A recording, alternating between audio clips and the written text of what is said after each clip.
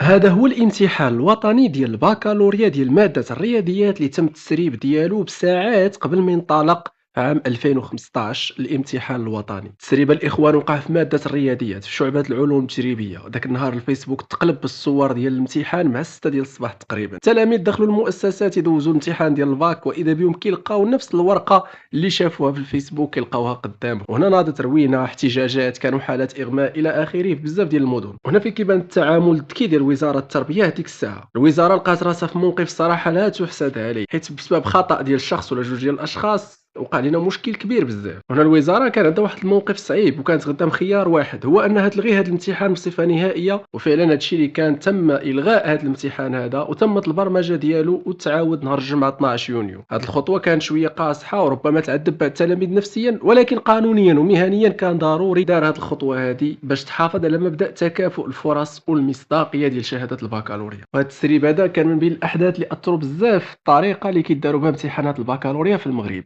ومن ديك الساعة الوزارة ديال التربية والتعليم دارت ثورة حقيقية في النظام ديال تأمين الامتحانات باش تسد لينا كاع الثغرات، بحال مثلا أنه ولا عندنا واحد المراكز ديال الاعتكاف شديدة الحراسة، ولينا أيضا في المغرب أيضا ولات تم الاعتماد على الأظرفة المؤمنة، وزيد على حتى أنه ولات عندنا ثورة ديال التشفير الرقمي في الإرسال. وبلا ما نهضروا على أن المغرب ولات عنده ترسانة قانونية صارمة ديال الغش، وهنا كنهضروا على القانون ديال 0 2 13 ثم تشديد الحراسة الإلكترونية داخل المراكز. هادشي كله باش تعرفوا بأن المغرب حاليا راه عنده واحدة من أفضل الأنظمة ديال تأمين البكالوريا في العالم كامل.